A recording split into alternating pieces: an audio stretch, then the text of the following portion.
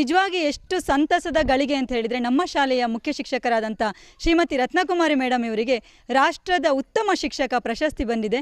ಅತ್ಯಂತ ಸಂತಸದ ಸಂಗತಿ ಅಂತ ಹೇಳಲಿಕ್ಕೆ ಖುಷಿ ಆಗ್ತಾ ಇದೆ ಸರ್. ನಿಜವಾಗಿ ಈ ಸಂತಸವನ್ನು ಹೇಳ್ಕೊಳ್ಳಿಕ್ಕೆ ಪದಗಳೇ ಇಲ್ಲ ಅಂತ ಹೇಳ್ಬಹುದು.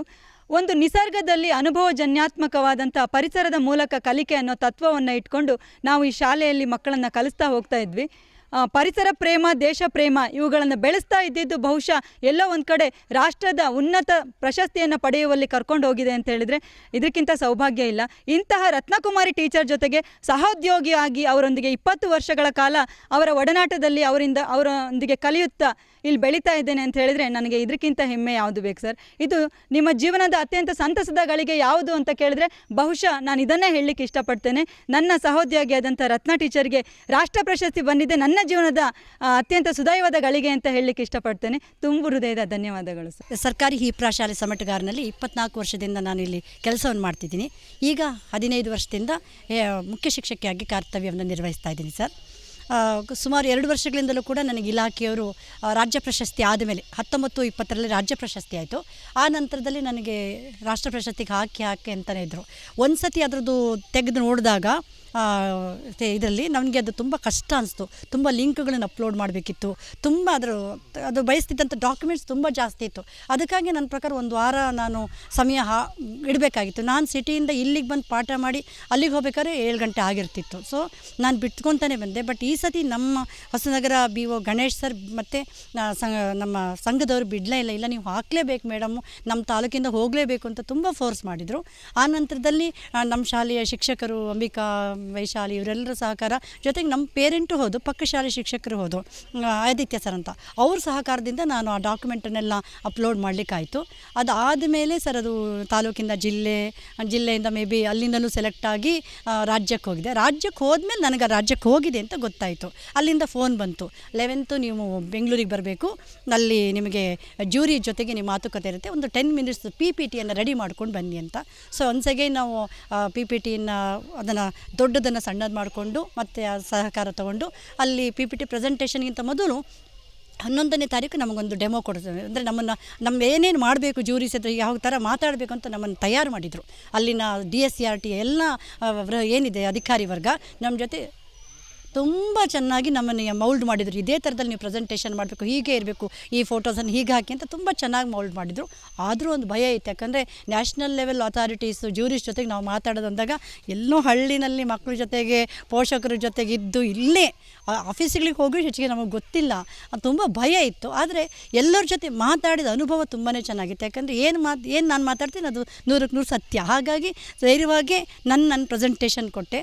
ಮೋಸ್ಟ್ಲಿ ಅಲ್ಲಿರುವ ಇನ್ನು ಉಳಿದ 5 ಪಾರ್ಟಿಸಿಪೆಂಟ್ಗಿಂತ ನನ್ನ ಪ್ರೆಸೆಂಟೇಷನ್ ವಿಭಿನ್ನವಾಗಿತ್ತು. ಯಾಕಂದರೆ ಆ ರೂಟ್ ಲೆವೆಲಿಂದ ಅಂದರೆ ಮಗು ಒಂದು ಶಿಶು ಕೇಂದ್ರಿತ ಶಿಕ್ಷಣದ ಮೂಲಕ ಹೋಗಿದ್ದು, ಜೊತೆಗೆ ಪರಿಸರದಲ್ಲಿ ಪಾಠ ಅನ್ನೋದು ನನ್ನ ಪ್ರಕಾರ ನನ್ನ ಈ ಪ್ರಶಸ್ತಿಗೆ ಅವರು ಮುಖ್ಯವಾಗಿ ಗಮನಿಸಿದ್ದು ಅಂತ ನಾನು ಅಂದ್ಕೊಳ್ತೀನಿ. ಹಾಗಾಗಿ ನಿನ್ನೆ ದಿನ ಸಂಜೆ ಮೇಲಲ್ಲಿ ನೋಡಿದೆ, you are selected for national teachers award ಅಂತ. ಒಂದು ಸತಿ ನಾನು ನಂಬಲಿಲ್ಲ, ನಮ್ಮ ಟೀಚರ್ಸ್ ಯಾರೂ ನಂಬಲಿಲ್ಲ, ಯಾರಿಗೂ ನಮಗೆ ಒಂಥರ ಸ್ಟನ್ ಆಗೋದಂತ ಆ ಥರ ಆಗಿಬಿಟ್ವಿ. ಆಮೇಲೆ ಬಂತು ಗ್ರೂಪ್ ಮಾಡಿದ್ರು, ಆ ಗ್ರೂಪಲ್ಲೆಲ್ಲ ನನ್ನ ಹೆಸರು ನೋಡಿದ್ಮೇಲೆ ಇದು ನನಗೆ ಬಂದಿದ್ದು ಅಂಥೇಳಿ ತುಂಬ ಖುಷಿ ಅನಿಸಿದೆ. ಇದು ನನಗೆ ಬಂದಿದ್ದು ಅನ್ನೋದಕ್ಕಿಂತ ಒಂದು ಹಳ್ಳಿಗಾಡಿನಲ್ಲಿ ರಿಮೋಟ್ ಏರಿಯಾದಲ್ಲಿರುವಂಥ ಒಂದು ಪುಟ್ಟ ಶಾಲೆಯನ್ನು ಸರ್ಕಾರ ಗುರುತಿಸಿದೆ ಅನ್ನೋದು ಹೆಮ್ಮೆ ವಿಚಾರ. ಎಲ್ಲ ಪ್ರತಿನಿಧಿಯಾಗಿ ನಾನು ನಾಳೆ 5ನೇ ತಾರೀಕು ಮಾನ್ಯ ದ್ರೌಪದಿ ಮುರ್ಮು ಅವರ ಹತ್ರ ತಗೊಳ್ತಿದ್ದೀನಿ. ಈ ಸರ್ಕಾರಿ ಶಾಲೆಗಳ ಪ್ರತಿನಿಧಿಯಾಗಿ ನಾನು ಅಲ್ಲಿ ಭಾಗವಹಿಸ್ತೀನಿ ಅನ್ನೋಕ್ಕೆ ನನಗೆ ಹೆಮ್ಮೆ ಇದೆ ಸರ್. ಈ ಥರದಕ್ಕೆ ನನಗೆ ಸ್ಪಂದಿಸಿದಂಥ ಈ ಶಾಲೆಯ ಸರ್ವರಿಗೂ, ಅಂದರೆ ಅಲ್ಲಿ ಪೋಷಕರಿದ್ದಾರೆ, ಟೀಚರ್ಸ್ ಇದ್ದಾರೆ, ನನ್ನ STMC ಇದೆ, ಊರಿನ ಹಿರಿಯರಿದ್ದಾರೆ, ಇಲಾಖೆ ಇದೆ ನನ್ನ ಜೊತೆ, ಎಲ್ಲರಿಗೂ ಕೂಡ ನಾನು ಆಭಾರಿಯಾಗಿದ್ದೇನೆ ಸರ್. ಮೊದಲನೇದಾಗಿ ಟೀಚರ್ಗೆ ಕಂಗ್ರ್ಯಾಚುಲೇಷನ್ ಹೇಳ್ತೀನಿ.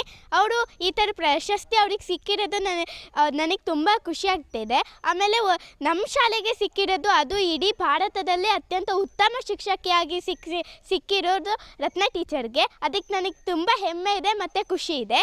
ಅವ್ರು ನಮಗೆ ಇಂಗ್ಲೀಷ್ ಕ್ಲಾಸನ್ನು ಮಾಡ್ತಾರೆ, ಅದನ್ನು ತುಂಬ ಚೆನ್ನಾಗಿ ಮಾಡ್ತಾರೆ, ಅದನ್ನು ಅರ್ಥ ಆಗೋ ಥರನೇ ಮಾಡ್ತಾರೆ. ಯಾರಿಗಾರು ಏನಾದ್ರು ಬರಲ್ಲ ಅಂದರೆ ಅವರು ಇನ್ನೂ ಚೆನ್ನಾಗಿ ಹೇಳಬೇಕು ಅಂತ ಅವ್ರಿಗೆ ಇನ್ನೂ ಕಲಿಸ್ತಾ ಇರ್ತಾರೆ. ಅದಕ್ಕೂ ನನಗೆ ತುಂಬ ಖುಷಿ ಇದೆ. ಅವ್ರು ನಮ್ಮೆಲ್ಲರನ್ನೂ ಪ್ರೀತಿಯಿಂದ ಮುದ್ದಾಗಿ ನೋಡ್ಕೊತಾರೆ.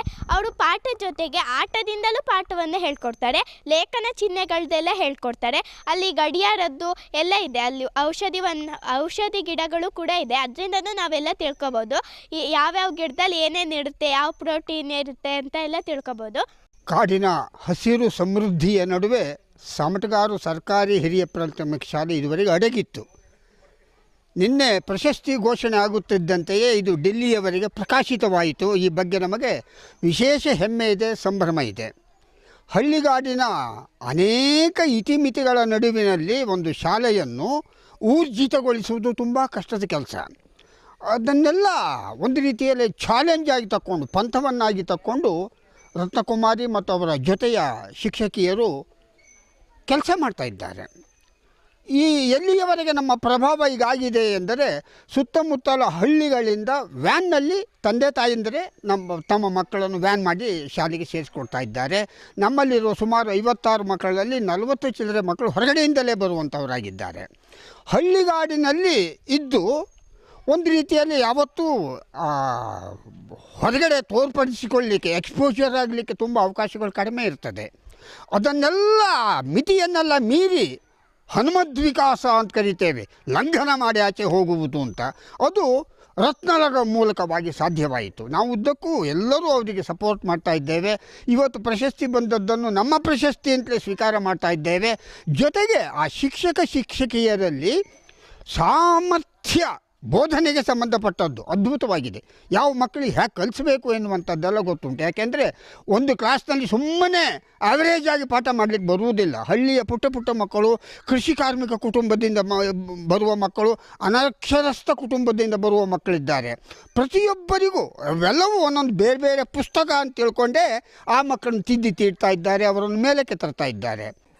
ಈ ಶಾಲೆಯನ್ನು ಗುರುತಿಸಿ ಗೌರವಿಸಿದ್ದುಂಟಲ್ಲ, ಇದಕ್ಕಾಗಿ ಸಂಬಂಧಿಸಿದ ಎಲ್ಲರಿಗೂ ನಾವು ಕೃತಜ್ಞರಾಗಿದ್ದೇವೆ. ನಮ್ಮ ಇತಿಹಾಸದಲ್ಲಿ ಸುವರ್ಣಾಕ್ಷರದಲ್ಲಿ ಬರೆದಿಡುವಂಥ ಒಂದು ಸನ್ನಿವೇಶದಲ್ಲಿ ನಾವಿದ್ದೇವೆ. ಸಂತೋಷ ಇದೆ, ಅಪಾರ ಸಂತೋಷ ಇದೆ.